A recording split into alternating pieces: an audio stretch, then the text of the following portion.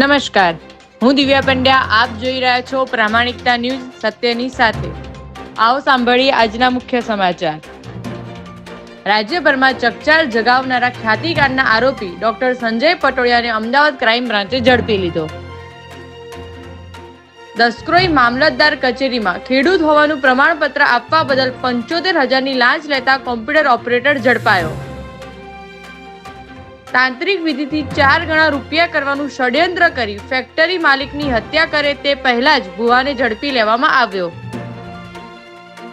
Chandkheda police સ્ટેશનમાં આરોપી દંપતીને high profile સુવિધાઓ આપવા બદલ 4 પોલીસ કર્મીને સસ્પેન્ડ કરાયા.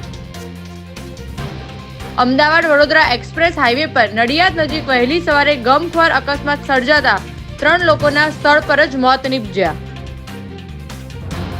અમદાવાદ શહેરમાં વધતા જતા અકસ્માતોને પગલે કમિશનર દ્વારા AI based day scam launch કરવામાં આવ્યું. અમદાવાદ ટ્રાફિક પોલીસ કમિશનરે જાહેરનામું બહાર પાડી શહેરની તમામ રિક્ષા ચાલકો માટે મીટર ફરજિયાત કર્યા.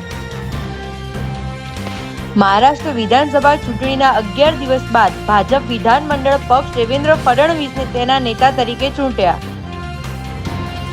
સંભલમાં હિંસા બાદ આજે પીડિતોને મળવા જઈ રહેલા રાહુલ ગાંધી અને પ્રિયંકા ગાંધીને પોલીસે ગાજીપુર બોર્ડર પર અટકાવ્યા.